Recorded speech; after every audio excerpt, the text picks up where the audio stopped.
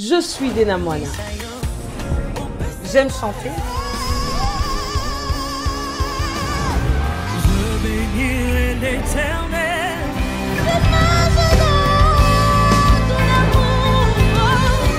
Mais j'aime aussi cuisiner.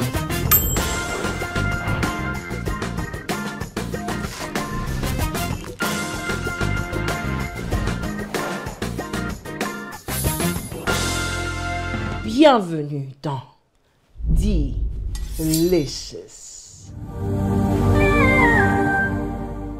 Hello guys et bienvenue dans Delicious.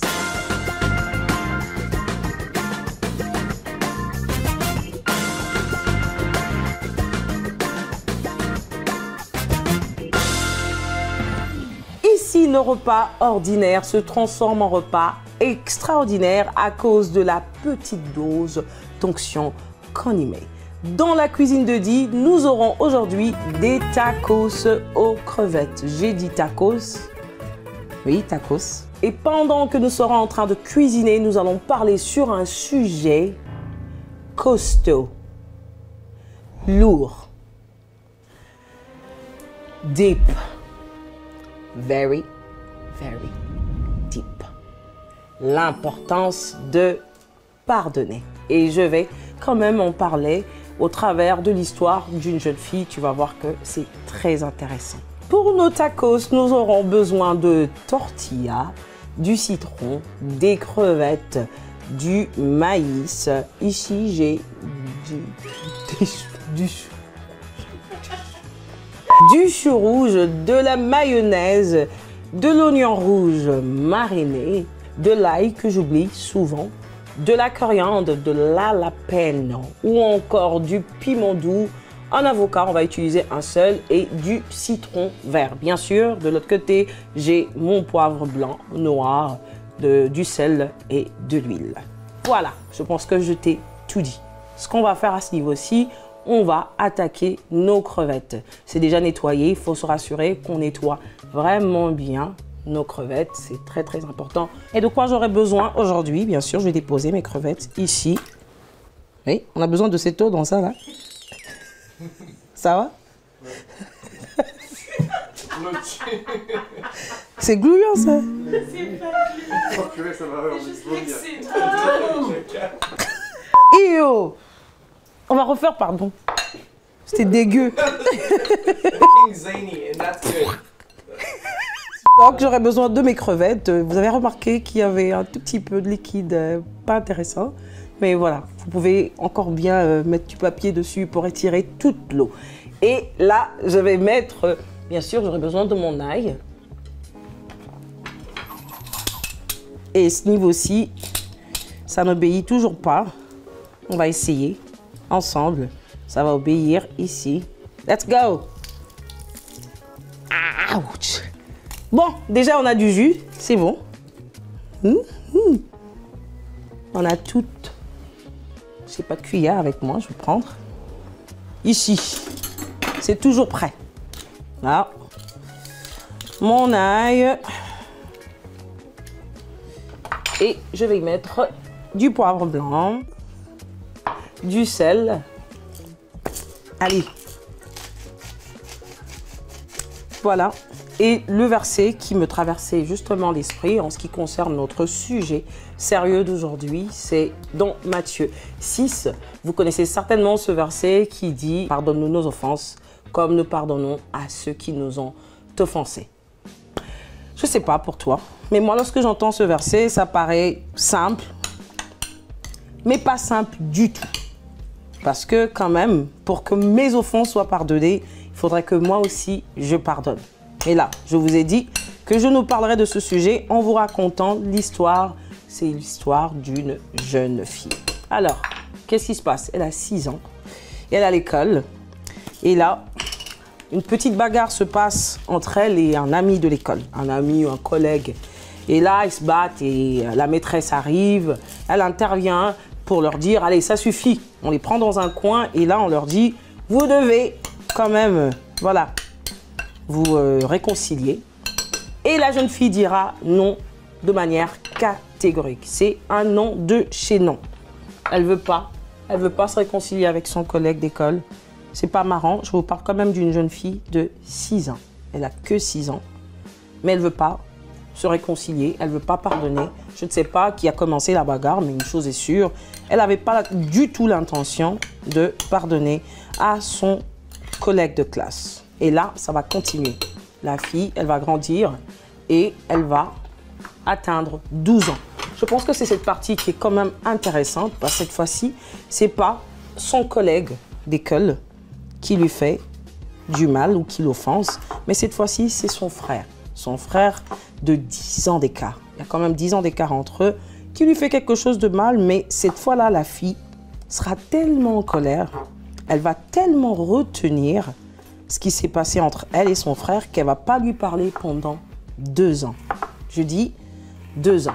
Elle va passer 2 ans de sa vie à vivre dans une même maison avec son frère, mais rien ne se passe. Elle fait de son mieux pour qu'ils ne se rencontrent jamais dans le couloir, au moment où on doit manger, au moment où il faut aller à l'école. Je parle quand même d'un écart de 10 ans entre eux, donc elle a 12 ans, son frère a 22 ans. Peu importe le mal qu'il lui a fait, la fille est décidée à ne pas parler à son frère pendant 2 ans. C'est quand même énorme, je trouve, 2 ans. Mais voilà, c'est son histoire et ça va comme ça évoluer jusqu'à ce qu'elle va se marier. Et dans le mariage, c'est sûr qu'elle ramène avec elle ce même caractère qu'elle a de retenir le mal qu'on lui a fait. Elle ne veut pas pardonner facilement. J'ai quand même parlé de cette jeune fille, elle a 6 ans, elle ne pardonne pas du tout. Elle a 12 ans, on monte quand même à un niveau élevé parce que ça va faire quand même 2 ans qu'elle n'a pas parlé à son frère pour enfin atterrir dans le mariage. Imaginez-vous, on entre avec ce genre de caractère dans le mariage. Quelle catastrophe.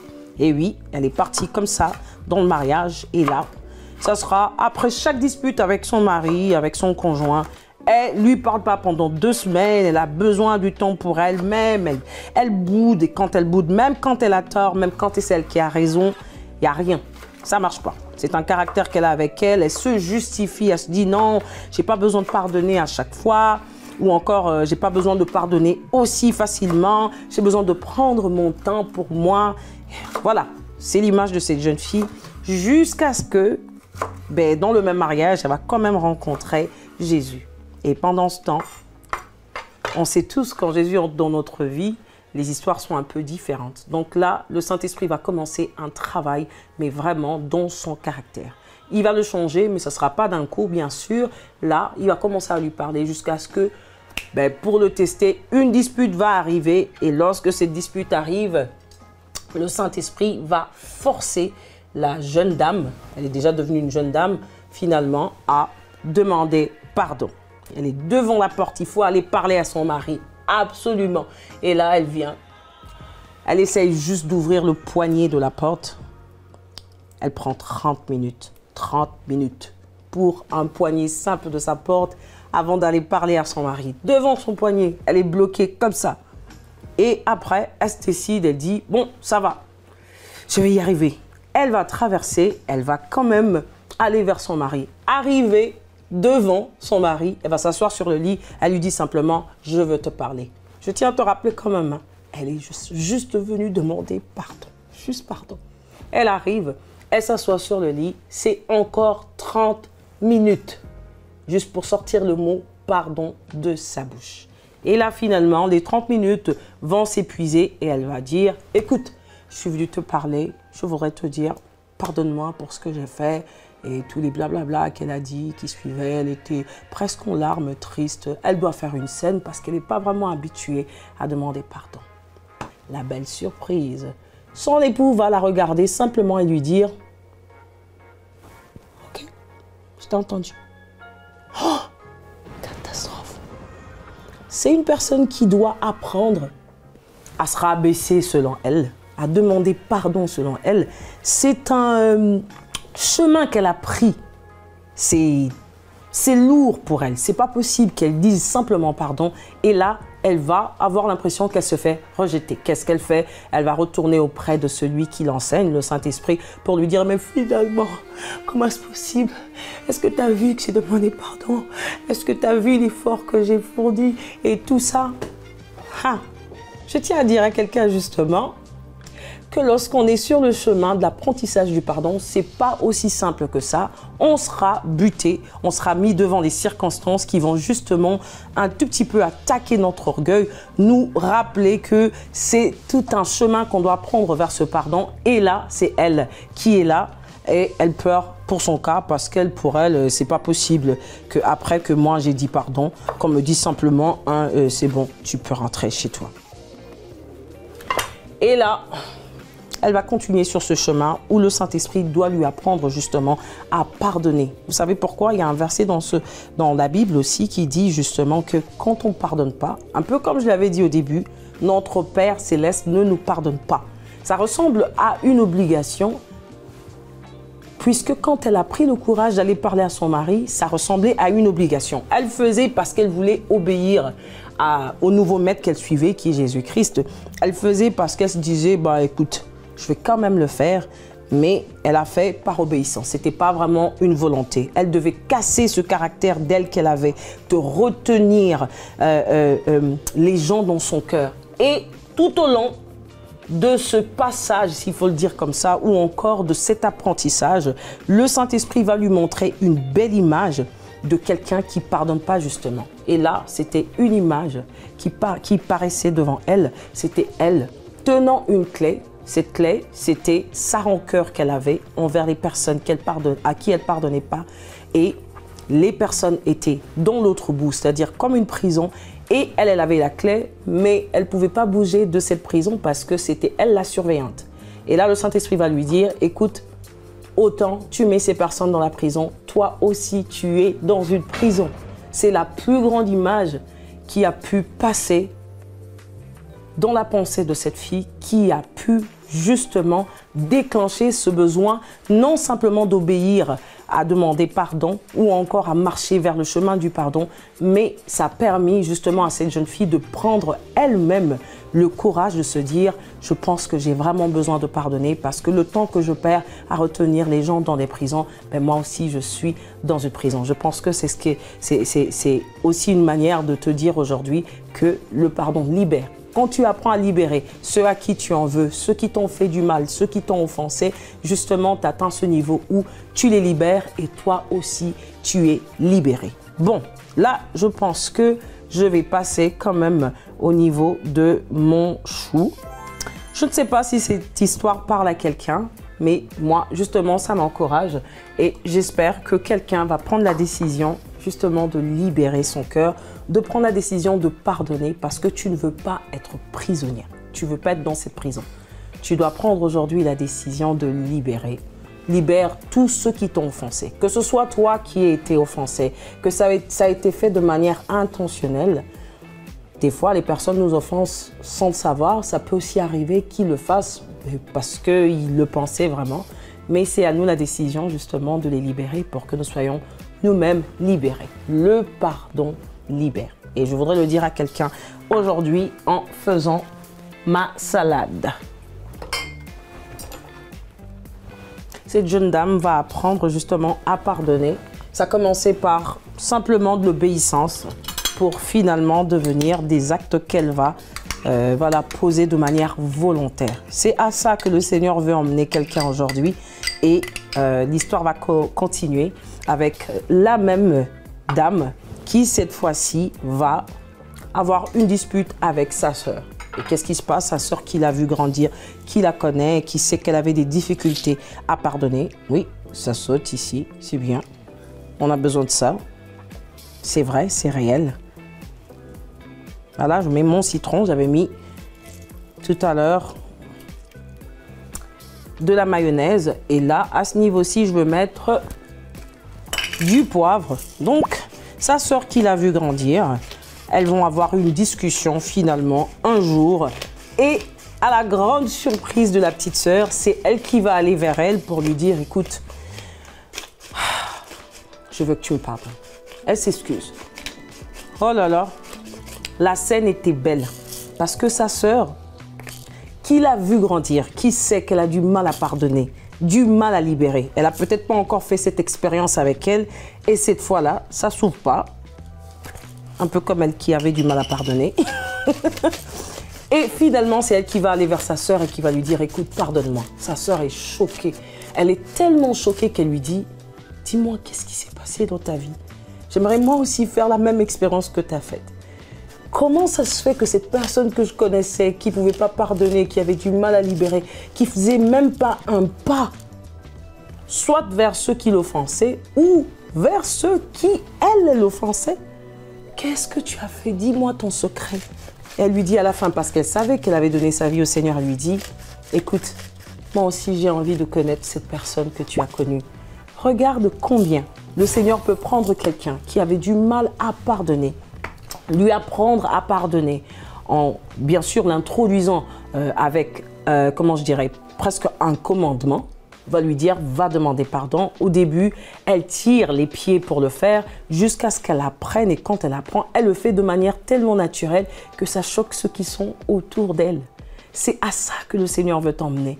Parce que au travers de ce simple geste qu'elle a pu faire, sa sœur a dû se tourner vers le Seigneur à son tour et dire, apprends-moi comment tu as fait. Elle n'avait pas d'autre choix que de lui dire, écoute, je ne peux pas t'apprendre, mais au contraire, je peux te présenter à la personne qui a permis que mon cœur se transforme à ce niveau. Et cette personne, toi et moi, nous savons, ce n'est personne d'autre que si ce n'est Jésus-Christ. Lorsque tu apprends justement à marcher avec le Christ, il va te prendre sur des chemins qui étaient sensibles pour toi. C'était peut-être difficile, tu avais du mal à pardonner. Aujourd'hui, je sais et je veux parler à quelqu'un justement qui à chaque fois qu'il voit les circonstances qui se sont passées autour de lui, se dit mais c'est pas possible. Tu trouves même des justifications. Je veux pas, voilà, la personne m'a fait du mal, elle m'a blessé, elle m'a rejeté, elle m'a brisé, c'est pas possible. C'est toi qui seras libéré. Et quand les gens regarderont ta vie, ils auront envie de suivre celui que tu as suivi. Je voudrais encourager quelqu'un aujourd'hui à se libérer, à apprendre à pardonner, à avancer, parce que toi aussi tu deviendras justement ce modèle de pardon autour de toi. Si la dame, elle a pu influencer sa sœur qui était à côté, imaginez-vous combien de personnes elle peut influencer dans son entourage et encore bien plus loin que dans sa propre famille. Ma salade est prête, je vais la mettre au frais et récupérer mes crevettes que je vais commencer à cuire tout de suite avec toi. Voilà, un filet d'huile. Ça suffit, c'est assez. Et je sais que tu te poses des questions, mais c'est qui cette fille? C'est qui l'a raconté? C'est qui lui a raconté cette histoire? Cette jeune fille de 6 ans, 12 ans, la dame mariée, et puis après celle qui a appris à pardonner, ce n'est personne d'autre si ce n'est dit. Et oui, c'est moi. L'histoire que je viens de te raconter, c'est mon histoire. C'est le cheminement que j'ai pris pour apprendre à pardonner. Oh, combien c'était difficile. Combien j'en voulais à ceux qui étaient autour de moi. Comment je voulais retenir, je voulais les voir souffrir à quelquefois. Combien pour moi, c'était des justifications après des justifications. Pourquoi pardonner? Pourquoi est-ce que je dois relâcher? Pourquoi est-ce que tu n'as pas vu ce que cette personne m'a fait? J'ai rencontré le Christ et un problème de caractère s'est transformé à cause du fait que j'avais regardé dans la direction de la croix. Rappelez-vous, s'il y a quelqu'un qui m'a pardonné, et cette personne c'est Jésus, s'il m'a pardonné tous mes péchés alors que je ne le méritais pas, avec tout le mal que j'ai pu faire, il s'est tourné vers moi, il m'a tendu la main, il m'a tiré de ce gouffre dans lequel j'étais. Il m'a pardonné avant même que je ne regarde dans sa direction. Qui suis-je pour retenir ceux qui me font du mal? Oui, cette personne, c'est moi. Et j'ai tenu justement à te raconter cette histoire pour que tu sois encouragé de là où tu es. Je ne sais pas ce que tu as traversé. Je ne sais pas par quelles circonstances tu es passé pour pouvoir justement développer ce caractère. Peut-être que ça a commencé dans ton enfance. Peut-être même aussi pour toi, c'est à cause d'une circonstance qui s'est passée hier. Quand je dis hier, c'est il y a 2 ans que ton cœur est devenu meurtri et que tu te dis non, c'est pas possible que je laisse passer, c'est pas possible que je puisse voilà, pardonner à ces personnes qui m'ont fait du mal. Je voudrais t'encourager qu'il peut te prendre de là-bas où moi j'étais, à mon jeune âge, jusqu'à grandir avec ce caractère lourd qui est difficile, parce que c'était difficile. J'ai juste raconté quelques parties, mais c'était difficile pour ceux qui étaient autour de moi. Mais le Seigneur m'a transformé. Et du transformé que je suis devenue, j'ai pu moi aussi devenir le message de la transformation tout autour de moi. Et le Seigneur veut justement faire de toi cet exemple. Je ne vais pas oublier mon huile qui est en train de cuire parce qu'ici, on cuisine en même temps qu'on discute sur ce genre de sujet. J'ai dit que c'était lourd, mais c'est lourd et léger à la fois parce qu'il nous dit que son joug est léger. Lorsque moi j'ai accepté de lui donner justement ce qui était lourd pour moi à porter, il a fait cet échange avec moi et il m'a donné son joug qui était léger. Et aujourd'hui je me sens plus que légère. Ben oui, cet homme qui dans le mariage, c'est mon pauvre mari qui a dû, voilà, justement endurer ces moments avec moi où après des discussions, c'était 1 semaine, 2 semaines, tu ne parles pas, tu tournes le dos quand tu dois être couché. Et là, les choses ont changé jusqu'au point aujourd'hui, il me surnomme Mère Teresa. Mère Teresa parce que je pardonne. Je ne sais pas le nombre de fois qu'il faut que quelqu'un me fasse du mal. Je pardonnerai encore. Comme dans ce verset qui dit justement, qui nous encourage à pardonner 70 fois, 7 fois, des milliers de fois. Ça veut dire, il n'y a pas de limite. J'ai pardonné aujourd'hui, je vais pardonner demain, je vais pardonner. Je pardonnerai jusqu'à ce que je quitterai cette terre parce que moi, j'ai été pardonné. Alléluia. Voilà.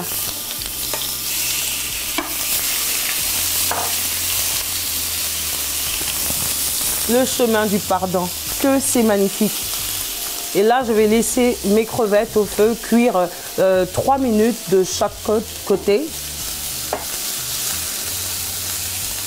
Là, je pense que j'ai presque fini de ce côté-ci, mais j'ai aussi fini un peu de te parler. Ce que je souhaiterais vraiment t'encourager aujourd'hui, c'est de prendre justement cette décision vers le chemin du pardon. Tu ne peux pas savoir combien c'est dur, certes, mais ça devient aussi facile lorsque ça quitte le niveau d'une obéissance simple et que ça entre à un niveau où tu le fais de manière volontaire.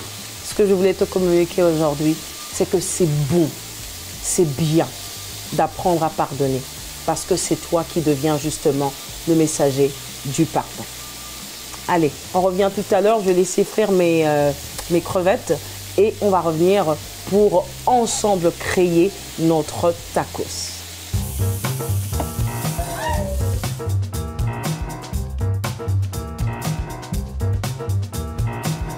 Allez, chauffe-toi! Mes crevettes sont prêtes. À ce niveau, c'est bon. Et là, on va passer à l'assemblage de notre tacos. Je sais que ça doit certainement choquer quelqu'un quand tu m'entends chanter Walk in love, marche dans l'amour. Et tu te dis, mais cette histoire-là, c'est elle. Eh oui, c'est bien moi. C'est beau, n'est-ce pas? Quand Dieu se décide justement de changer la vie de quelqu'un, on doit voir des signes. Il est tout petit, hein, notre tacos, tout petit, tout petit. On peut en manger plusieurs. Quelqu'un dit, mais seulement ça là.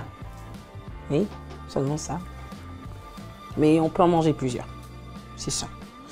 C'est ça qui fait toute la différence. Là, là. Tu en mets autant que tu veux. L'essentiel, c'est que ça ne puisse pas tomber.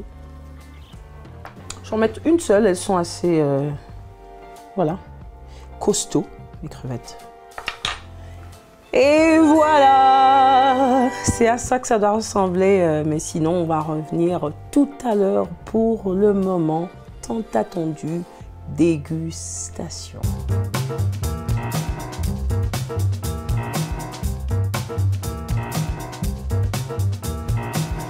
tout est bien qui finit bien. Oui, c'est l'histoire de cette jeune fille justement qui devait passer par le chemin du pardon, apprendre comment pardonner. Et le Seigneur veut faire la même chose avec toi justement. Il veut non seulement t'apprendre à pardonner, mais aussi te pardonner aujourd'hui. Tu peux prendre justement ce même chemin, ouvre ton cœur parce qu'il veut faire quelque chose avec toi. Et cette chose aujourd'hui, c'est apprendre comment pardonner et aussi être pardonné. Nous allons prier pour notre repas, certes, mais aussi pour quelqu'un qui voudrait passer par ce même chemin. Seigneur, nous te rendons grâce pour ton amour. Père, merci. Parce que j'ai vécu ton amour. J'ai vécu, au Père éternel, l'apprentissage du pardon. Et voici que tout a changé tout autour de moi. Je te rends grâce parce que tu l'as fait pour moi. Mais je te rends surtout grâce parce que tu vas le faire pour quelqu'un qui me regarde aujourd'hui. Merci Seigneur au Père de l'aider à pardonner, mais aussi de le pardonner ou lui pardonner, Seigneur au Père. Merci parce que tu es un Dieu bon et que tout ce que tu fais pour nous est bon. Merci pour ce repas que nous allons déguster tout à l'heure. Avec action de grâce, nous prions aujourd'hui. Amen. Let's go! Ça paraît bon ici? Non, ça paraît pas bon. C'est bon. Et on va goûter ça ensemble et je vous dirai si c'est réellement bon. C'est le moment tant attendu. Un tout petit peu de ça. Allez. Allez, il faut sortir de la cuillère. Bien. Et voilà. Bon. Je vous préviens, ça va aller un peu partout. C'est des tacos.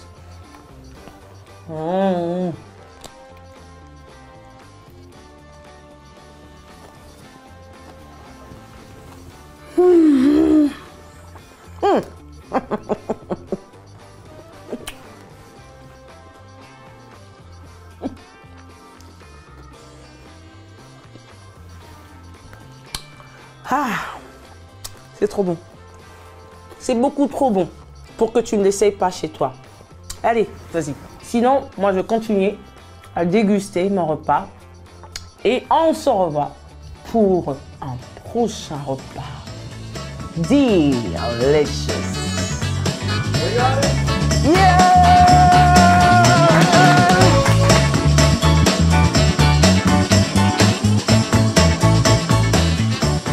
Ah là là, mais c'est vraiment bon. Ah, rien en plus.